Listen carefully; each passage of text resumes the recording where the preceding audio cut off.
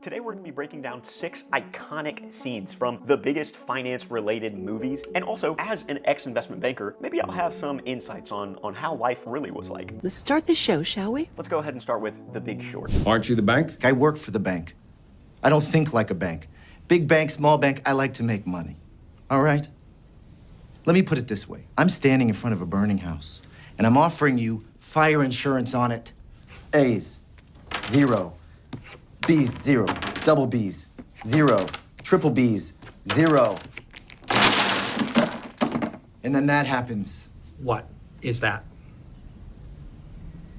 That's America's housing market.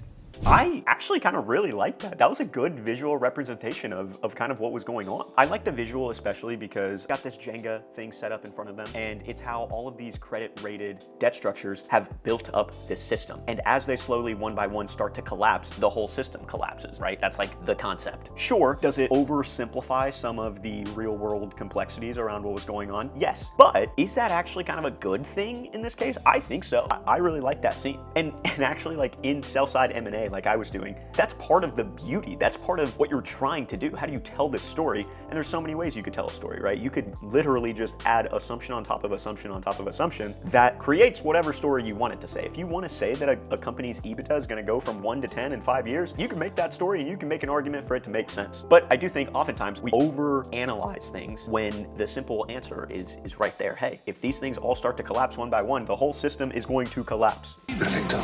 Next up, another classic, The Wolf of Wall Street, penny stock phone sale. If you sell $10,000 worth of this stock, I will personally give you a blowjob for free. And I hope it happens. Hello, John. How you doing today? You mailed in my company a postcard a few weeks back requesting information on penny stocks that had huge upside potential with very little downside risk. Does that ring a bell? Okay, great. Well, reason for the call today, John, is something just came across my desk, John. It is perhaps the best thing I've seen in the last 6 months. If you have 60 seconds, I'd like to share the idea with you. You got a minute? Name of the company, Aerotine International. It is a cutting-edge, high-tech firm out of the Midwest awaiting imminent patent approval on a next generation of radar detectors that have both huge military and civilian applications. Now, right now, John, the stock trades over the counter at 10 cents a share. And by the way, John, our analysts indicate it could go a heck of a lot higher than that. Your profit on a mere $6,000 investment would be upwards of $60,000. Jesus, that's my mortgage, man. Exactly, you could pay off your mortgage. This stock will pay off my house. John, one thing I can promise you, even in this market, is that I never ask my clients to judge me on my winners. I ask them to judge me on my losers because I have so few. And in the case of Aerotine, based on every technical factor out there, John, we are looking at a grand slam home run. Okay, let's do it. I'll do $4,000. 4,000, that'd be 40,000 shares, John. Let me lock in that trade right now and get back to you with my secretary with an exact confirmation. Sound good, John? Sounds good. Great.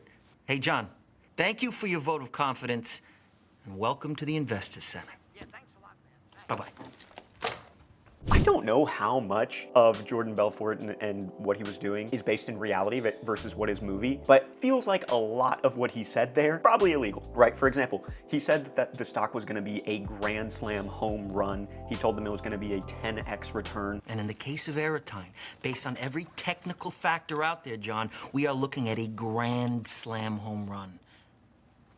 I don't think you can tell people that. And especially with the confidence that he had. Like, let's just call it what it is. This is just pure sales. This is not investment banking by any means. And by today's standards, definitely not investment banking. I mean, of course, you gotta sell people stocks. I don't think you can say this is definitely going to be a grand slam home run. It's like the same as all these influencers that shill stocks and crypto and all that stuff. They have to put that little disclaimer that says this is for entertainment purposes or only, because they don't want to be held liable for saying something's gonna go up 100x and then you now sue them because it doesn't. Jordan Belfort, his character, him as a person, he was a sales guy. He was selling. As a real life investment banker these days, you're probably gonna be doing a lot more financial analysis, modeling, building out DCFs, LBOs. You're definitely not cold calling investors, asking them to invest in different penny stocks. You're goddamn right. Next up, we're going back to The Big Short. Stop. What? You have any idea what you just did? Oh, come on, we just made the deal of our lifetimes. We should celebrate. You just bet against the American economy. Fuck yeah, we did. Yeah. Fuck yeah. Which means, Oh. which means, if we're right, people lose homes, people lose jobs, people lose retirement savings, people lose pensions. You know what I hate about fucking banking? It reduces people to numbers. Here's a number. Every 1% unemployment goes up, 40,000 people die. Did you know that? No. Did you know that? No, I didn't know that. We were just excited, you know. Just don't fucking dance. All right. Where are you going? That is very real. You can tell the two guys that are in the scene, the young guys, they're clearly, you know, analysts, associates, whatever. They're the ones actually running the models. That one line he said, you know what banking does? It reduces people to numbers. That's so true. Thankfully, have not been in this position myself, but I can imagine the feeling of working on a deal for months and months and months and months. You're so excited for the end to close the deal, and now you closed, you just made a lot of money and you want to celebrate, right? But sometimes it's not the best outcome for people. I think like a very simple example would be a family-owned business and they have adult children that don't want to work in the industry anymore and parents want to retire and they want to sell their business. But maybe it's a bad time in the market. Maybe they're in an industry that unfortunately there aren't a lot of buyers in that industry. And so maybe these people have built up their entire life into this business and now they have to sell it and they're basically selling it for, you know, pennies on the dollar. That's not a good outcome for that family. You as the analyst, like you worked on it, you got it closed, you sold it, you feel great. But are you taking the family out to dinner talking about how they've lost a lot of money on this business? Probably not. They probably feel really bad about it. A man provides for his family. Next up, from the 1987 movie Wall Street. I am not a destroyer of companies. I am a liberator of them.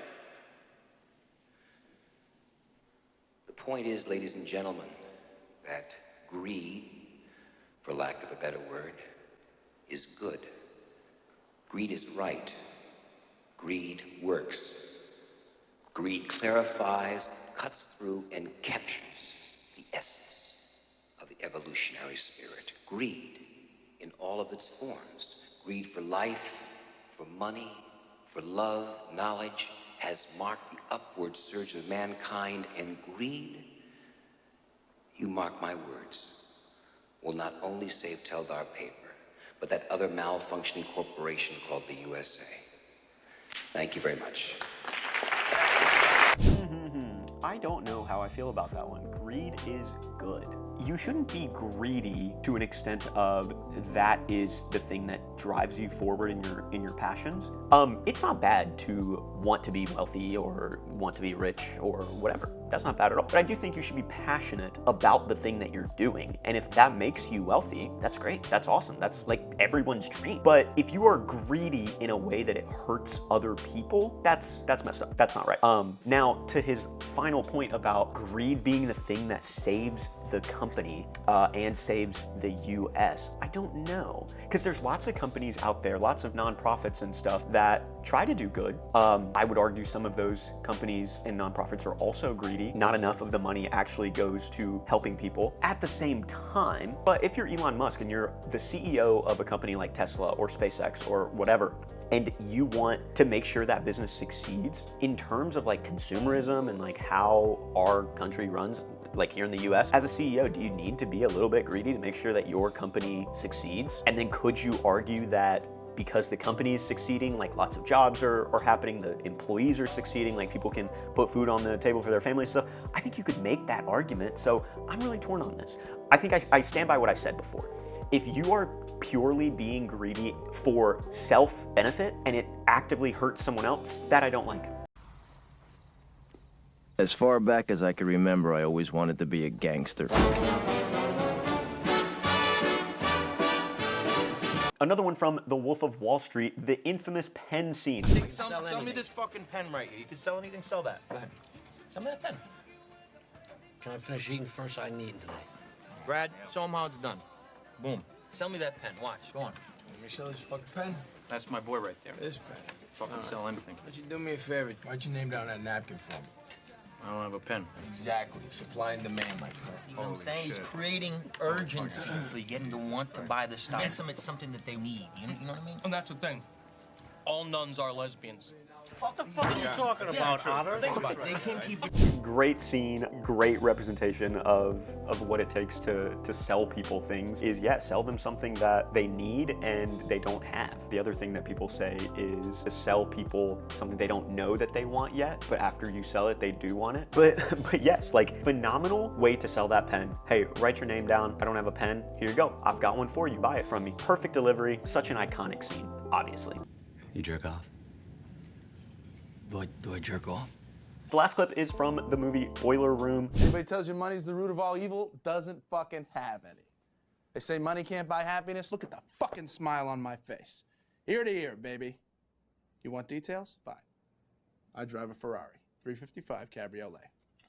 What's up? I have a ridiculous house in the South Fork. I have every toy you can possibly imagine. And best of all, kids, I am liquid. So, now you know what's possible. Let me tell you what's required. You are required to work your fucking ass off at this firm. We want winners here, not pikers. A piker walks at the bell. Piker asks how much vacation time you get in the first year. Vacation time.